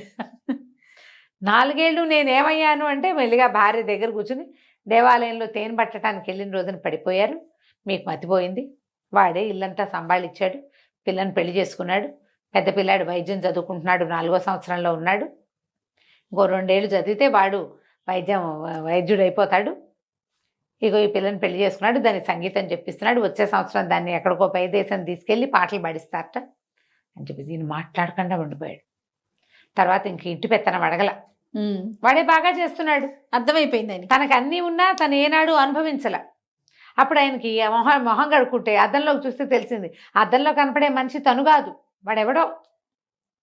శుభ్రంగా ఉన్నాడు, ఎందుకంటే ఈ 4 ఏళ్లలో బాగా నొక్కబెట్టి పోషించారు ఆయన, నున్నగా ఉన్నాడు. పిల్లలు నవనవలాడుతూ ఉన్నారు, భార్య శుభ్రంగా ఉంది, ఇల్లు కళకళలాడుతుంది. ఇంక ఈ పెత్తనం ఎందుకు నాకు, వాడే అనిపించేసింది. సంభాళించుకుంటాడు ఎట్లాగోనని మాట్లాడకుండా ఊరుకున్నాడు. వాళ్ళ ఇల్లు మొత్తానికి గట్టెక్కిపోయింది. అది కంచికి మనం ఒక 4 ఏళ్ళు ఆయన పడుకునేసరికి అంతే మొత్తం మారిపోయింది. మారిపోయింది. ఒక్కోసారి 4 ఏళ్ళు పడుకుంటే మొత్తం సర్వనాశనం అయిపోయే కథలు ఉంటాయి కొన్ని. ఉంటాయి రమ్మగారు కదా. అవునండి, ఇది మనం మంచి కథ. అవును. రైట్. నమస్తే రమ్మ. నమస్తే జయ. నమస్తే రమ్మగారు. నమస్తే జయ. ఏదైనా ఒక చిన్న కథ చెప్పుకుందామండి. చిన్న చంద్రమామ కథ చెప్తామా. పూర్వం విక్రమసింహుడు అని ఒక రాజుగారు ఉండేవారు. సంతానం లేదు ఆయన చాలా కాలం. ఏమిటో రాజుల కథలో చాలా కాలం సంతానం లేదు కథలు ఎక్కువ కనిపిస్తాయి. అవునండి, సంతానం లేకపోవటం, లేకపోతే 3-4 ఉండటం. అయితే ఒకసారి ఈయన ఆ చుట్టుపక్కల ప్రాంతాల్లో ఏదో ఒక అడవిలో చాలా మృగాలు చేరినాయని, ఆ దారిలో వెళ్ళే వాళ్ళందరినీ చాలా ఇబ్బంది పెడతాయని ఒక కబురు వచ్చింది ఒక ప్రాంతం నుంచి. ఆయన కొంచెం పరిమితమైన సైన్యంతో కొద్దిపాటి గుంపును తీసుకుని వెళ్ళి ఆ అడవిలో జంతువులు వేటాడడానికి వెళ్ళాడు. అయితే జంతువులు వేట అయిపోయిన తర్వాత తిరిగి వస్తుంటే ఆయనకి ఆ అడవిలో ఒక చంటి పిల్లాడు కనిపించాడు. చంటివాడు భలే ముచ్చటగా ఉన్నాడు. 2 రోజులు బిడ్డ అయి ఉంటాడు వాడు. ఏడ్చి ఏడ్చి అలసిపోయినట్టున్నాడు. ఒక రోజు బిడ్డ కూడా అయి ఉండదు, 1 లేదా 2 రోజులు ఉంటాయి అంతే. అందంగా ఉన్నాడు పిల్లాడు. ఆయన గబగబా పిల్లాడిని తెచ్చుకున్నాడు. మనకి ఎట్లాగో సంతానం లేదు,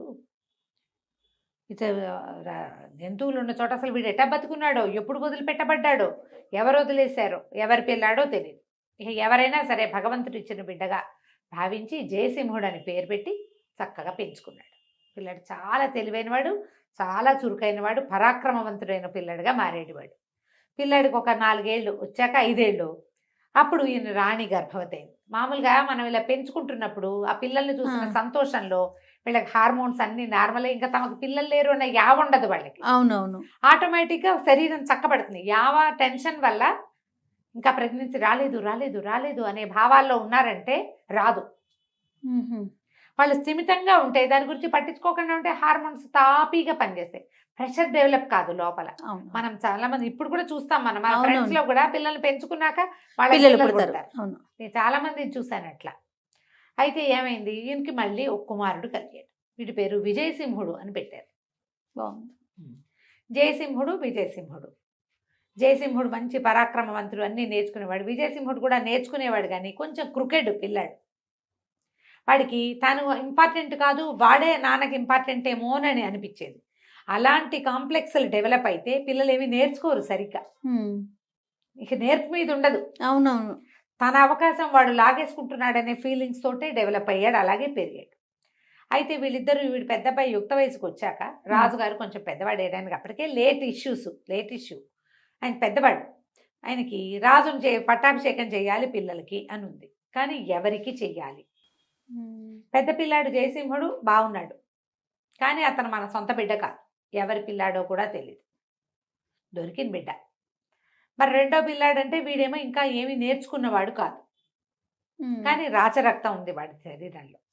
ఇట్లా కొంచెం ముందు వెనక ఆడితే మంత్రులందరూ ఏమనేవాళ్ళు, జయసింహుడు సమర్థుడు, విజయసింహుడికి సమర్థత లేదు. రెండో వాడికి సమర్థత లేదు, పెద్దవాడు సమర్థుడైన వాడు, మీరు పెంచుకున్నారు కాబట్టి మీ బిడ్డే, ఇతన్నే రాజును చెయ్యండి అని బలవంత పెట్టేవాళ్ళు. ఒక సమావేశాన్ని నిర్వహించారు, ఒక ఓటింగ్ లాంటిది. ఓటింగ్లో ప్రజల్లోంచి ఎన్నుకున్న పుర పెద్దలు ఉంటారు కదా, నగర పెద్దలు, వాళ్ళని పిలిచారు. వాళ్ళు తర్వాత అంతఃపురము, తర్వాత మంత్రి సామంతులు, వీళ్ళంతా గుంపు ఉంటారు. అందరూ ఓటింగ్లో జయసింహుడికే ఓట్లు పడ్డాయి. పెద్దవాడికి పడేసరికల్లా ఈయన ముందు వెనక ఆడుతూ ఉన్నాడు. కొద్ది రోజులు నడుపుదామనుకున్నాడు, కానీ సడన్గా ఒకనాటి రాత్రి ఛాతీలో నొప్పి వచ్చి తెల్లవారేసరికి మరణించాడు. అయ్యో, మరణించేసరికల్లా ఇంకేం చేస్తారు, ఆయన ఉత్తర క్రియలు వ్యవహారాలు అన్నీ పూర్తయ్యాక సరే పట్టాభిషేకం చేద్దాం. రాజు అరాచకంగా ఉంటే కుదరదు కదా, రాజు లేపడం అరాచకం అంటే అదే. అందుకని వీళ్ళు ఏం చేశారు, జయసింహుడికి పట్టాభిషేకం చేస్తామని తీర్మానించుకున్నారు. ఈ లోపల విజయసింహుడికి అర్థమైపోయింది, ఎలాగో ముందు ఓటింగ్లో వాడి పేరే వచ్చింది, ఇక వీడి పేరే ఉంటుంది, ఇక రెండో దారి లేదు అని చెప్పి ఇతను ఏం చేశాడు, ఎలాగైనా వీడి అన్నయ్యని తప్పించాలి అని చెప్పి వీళ్ళకి పొరుగు రాజ్యంలో రవివర్మ రాజు, ఆ రవివర్మ దగ్గరికి రహస్యంగా వెళ్ళాడు. వెళ్ళి ఫలానా 15వ తారీఖు ఎప్పుడో పౌర్ణమి నాడు పట్టాభిషేకం, ఆ రోజున మీరు దండు వచ్చేసేయండి మా మీదకి, ఉమ్, మరి మీరు వాడిని జయించి నా రాజ్యం నాకు ఇప్పించండి అని ఆయనతో మాట్లాడుకున్నాడు. ఎలా ఎంటర్ అవ్వాలి, దారులు గీర్లు సమస్తం వాళ్ళకి అప్పచెప్పేశాడు, సొంత రాజ్యం మీదకి. ఇలాంటి దుర్మార్గులను ఇప్పుడు కూడా చూస్తాం మనం. అవునండి. సొంత కంపెనీల తాలూకు ఉప్పందిస్తారు దుర్మార్గులు. ఉమ్, ఏమిటంటే తమకు కొంత డబ్బు కావాలి, లేదా తమకు అధికారం కావాలి, తమ సంస్థ పాడవుతుందనే ఇంగితం ఉండదు వెధవలు. ఇప్పటికీ ఉంటారు కదా జయ, అట్లా. ఉంటారు ఉంటారు రమ్మగారు. చాలా మందిని చూస్తాం మనం. అక్కడి నుంచి లాయల్ గా చెప్పేసి వర్క్ చేయరు. లాయల్ గా కాదు, నీ వస్తువు పట్ల నీకు లాయల్టీ ఏంటి? నీ ఓనర్షిప్ కదా అది అది. అది నువ్వు రాజు కాకపోతే నీ తండ్రి రాజ్యం సుభిక్షంగా బాగుంటుందని ఆలోచించాలి. నాదే అన్న ఫీల్ ఉండదు Feeling రమ్మగారు. ఉండాలి కదా, ఫీలింగ్ ఉండాలి కదా. ఉమ్, జననీ జన్మభూమి ఇలాంటివి ఏమి ఉండవు. ఉండవు అస్సలు. పరాయి దేశపు వాడిని, పరాయి రాజ్యపు రాజుకి మన మన మన పిల్లకి తీసుకెళ్లి వాడి చేతిలో పెట్టాలి. మన భారతదేశాన్ని పరాయి దేశ Yes. చేతిలో పెట్టింది అట్లాగే. అవును అవును. మనలో మనకున్న భేదాలతోటే మనం ఇట్లా చేస్తాం. అక్కడి నుంచి ఏం చేశారు, పట్టాభిషేకం దగ్గర పడింది. అయితే ఈ జయసింహుడు ఏం చేశాడంటే మార్చేశాడు. నేను పట్టాభిషేకం చేసుకోను, తమ్ముడికే పట్టం కట్టండి, నేను రాజప్రతినిధిగా ఉంటాను. ఉమ్, ఇంతకుముందు పట్టాభిషేకం జయసింహుడికి, విజయసింహుడు రాజప్రతినిధి అన్నారు. ఇప్పుడు అటు దిట్టు మార్చేశారు. విజయసింహుడు కూడా అర్థం కాలేదు ఏం జరుగుతుందో. కానీ పట్టాభిషేకం అయితే ఖరారైపోయింది. పట్టాభిషేకం ఎల్లుండి రేపు సాయంత్రం పట్టాభిషేకం అనగా రవివర్మ వచ్చేసాడు. ఉమ్, కబురు వచ్చేసింది. ఇతనికి ఏం చేయాలో అర్థం కాలేదు. ఉత్తరం రాసి పంపించాడు. ఆగుమన. క్షమించండి, నేను ఇలా చెప్పేది అనుకున్నాను, ఇలా అవ్వలేదు, నేనే రాజునవుతున్నాను, మనం మిత్రులుగా ఉందాము, మీరు వెనక్కి వెళ్ళిపోండి అంటే రవివర్మ ఎందుకు ఒప్పుకుంటాడు? పక్క దేశాన్ని లూప్ హోల్స్ అన్ని అందించేసారు. సుభిక్షమైన రాజ్యాన్ని జయించే అవకాశం ఉన్నప్పుడు ఎవరు ఊరుకోరు. నువ్వు నీ తప్పు తెలుసుకున్నా సరే, మేము దండొచ్చేసాం, మేము దీన్ని జయించడానికి సిద్ధంగా ఉన్నాం, ఈ వెనక్కి తిరిగి వెళ్ళిపోయామని అపప్రథం ఏం తీసుకోం. జయించామన్న ఇదే కావాలి మాకు, ప్రథే కావాలి మాకు, ఉమ్, జయప్రథ కావాలి, అపప్రథ మాకొద్దు. ఉమ్, నువ్వేమైనా చేసుకోమంటే ఏం చెయ్యాలో తెలియలే. 5-6 స్నేహితుల్ని పంపించాడు. ఏం చేసినా రవివర్మ వాళ్ళు ఆగేలాగలేరు, దండు వచ్చేసేలాగా ఉంది ఊళ్ళోకి.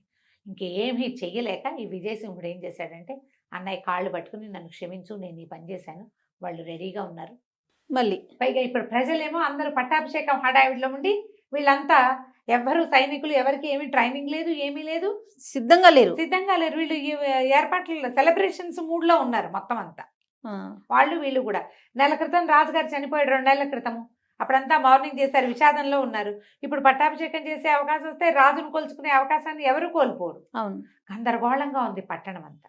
దాంతో జయసింహుడు ఏమన్నాడంటే, సరే నువ్వు స్థిమితంగా ఉండు, నేనే వెళ్ళి కలిసి వస్తాను, సంధి కాదు, కావాలంటే యుద్ధం చేద్దాం, 1 నెల పోయాక చేద్దామని చెప్తాం, అప్పటికి మనం కూడా ప్రిపేర్ అవుతాం, వాళ్ళు మనం కొట్టుకుందాం, అప్పుడు ఓడిపోతే ఓడిపోతాము, ఉమ్, నేను మాట్లాడి వస్తానని ఇతను ఏం చేశాడు, జయసింహుడు లోపలికి అక్కడికి వెళ్ళాడు. వాళ్ళు విడిసి ఉన్న స్కంధావారానికి ఒక తెల్ల గుర్రం వేసుకుని, ఒక తెల్ల జెండా పట్టుకుని ఒక్కడే లోపలికి వెళ్ళాడు. ఈ రవివర్మతోటి బోళ్ళంతమంది వృద్ధులైనటువంటి సైన్యాధిపతులు వాళ్ళు ఉన్నారు. సరే ఇతను రాని ఏం చెప్తాడో చూద్దాం అనుకున్నారు. ఆ లోపలికి వస్తుండ ఈ జయసింహుడిని చూసి అందరూ తెల్లబోయారు. ఆ వస్తున్న వాడు ఎవడో కాదు, సాక్షాత్తు రవివర్మే. రవివర్మ యంగ్ ఏజ్ లో ఎలా ఉండేవాడో అట్లా ఉన్నాడు ఈ వచ్చిన వాడు. ఓకే. రవివర్మ తన పోలికలు ఉన్నాయని ఎవడు కూడా ఇప్పుడు నాలాగా ఉన్న వాళ్ళని నేను గుర్తుపట్టలేను, ఆ, ఆ, నాతో ఉన్న వాళ్ళు గుర్తుపడతారు. అవునవును. ఓకే. అంతే కదా. ఆ, వాళ్ళంతా అందరూ ఆశ్చర్యపోయారు, ఈ కుర్రాడెవరు? రవివర్మ అచ్చు ఇట్లాగే ఉండేవాడు 25 ఏళ్ల వయసులో, ఆయనకి ఇప్పుడు 60 ఏళ్ళు ఉన్నాయి. ఉమ్, వాళ్ళంతా చాలా ఆశ్చర్యపోయారు, అచ్చు రాజుగారి లాగానే ఉన్నాడు. దగ్గరకు వచ్చేసరికి బాబు ఎవరు ఏమిటి అని కనుక్కున్నారు. అప్పుడు చెప్పాడు, నేను నా పేరు జయసింహుడు, నేను విక్రమసింహ మహారాజు గారి పెంపుడు కొడుకుని అనేసరికల్లా వీళ్ళు ఆశ్చర్యపోయారు. అక్కడి నుంచి ఇక అంతఃపురాన్ని శోధించారు. ఎందుకంటే రవివర్మకు ఒక కుమారుడు పుట్టి మరణించాడు. అది ఆయనకి 6-7 రాణులు ఉన్నారు. చాలా కాలం ఆయనకు కూడా పిల్లలు కలగల. ఒక ఆవిడికి పెళ్లి కాకపోతే 2వ ఆవిడ్ని 3వ ఆవిడ్ని అట్లా చేసుకుంటే ఒక ఆవిడకి పిల్లలు చిన్న పుట్టకపోతే, రాణికి కుమారుడు కలిగాడు. అదే పిల్లలు పుట్టకపోతే, ఒక ఆవిడకి పుట్టలేదు, 2వ ఆవిడ చేసుకున్నాడు, ఆవిడ పుట్టలేదు, 3వ దాన్ని చేసుకున్నాడు. అట్లా 5-6 రాణులు ఉన్నారు. ఆఖరి ఆవిడ గర్భవతి అయింది. గర్భవతి అయితే ఆమెకు కుమారుడు కలిగితే మిగిలిన రాణులంతా గూడుపుటాన్ని చేసి పిల్లాన్ని అడవిలో వదిలిపెట్టేసేసారు. ఓహోహో, ఆ పిల్లోని వీళ్ళు తెచ్చుకున్నారు. ఆ పిల్లాడు కరెక్ట్ గా ఎక్కడ వదిలేరు వాళ్ళు? ఏ భీకరారణ్యంలో విక్రమసింహుడు మృగయావేశ వేట కోసం వెళ్ళాడో అక్కడ జంతువులున్నాయి, ఏదో ఒక జంతువు కబళించేస్తుందని అక్కడ వదిలిపెట్టించారు. అది ఈ 2 రాజ్యాలకి మధ్యలో ఉన్న అడవి. అక్కడి నుంచి మంత్రులు, వృద్ధ మంత్రులు, పాత సలహాదారులు, అంతఃపుర దాదులందరినీ పట్టుకుని, రాణులందరినీ పట్టుకుని ఈ మొత్తం వ్యవహారాన్ని బయటికి తీశారు. తీస్తే ఆఖరి రాణికి కలిగిన కుమారుడు మృత శిశువు కాదని, ఆ పిల్లవాడిని ఈ రకంగా చేశామని చెప్పేశారు. చెప్పేసి ఈ పిల్లాడు కనిపిస్తున్నాడు కదా, అక్కడి నుంచి ఈయన యుద్ధం విరమించుకొని ఆయనకి ఇతని తర్వాత ఒక కుమార్తె కలిగింది. ఓకే. కుమార్తె ఉంది. ఆ కుమార్తెను విజయసింహుడికి ఇచ్చి వివాహం చేశారు. మ్మ్. జయసింహుడిని తమ రాజ్యానికి తీసుకుపోయారు. తమ రాజ్యానికి రాజుని జయసింహుడిని చేశారు. రవివర్మ రాజ్యానికి జయసింహుడు రాజు అయ్యాడు. ఓ.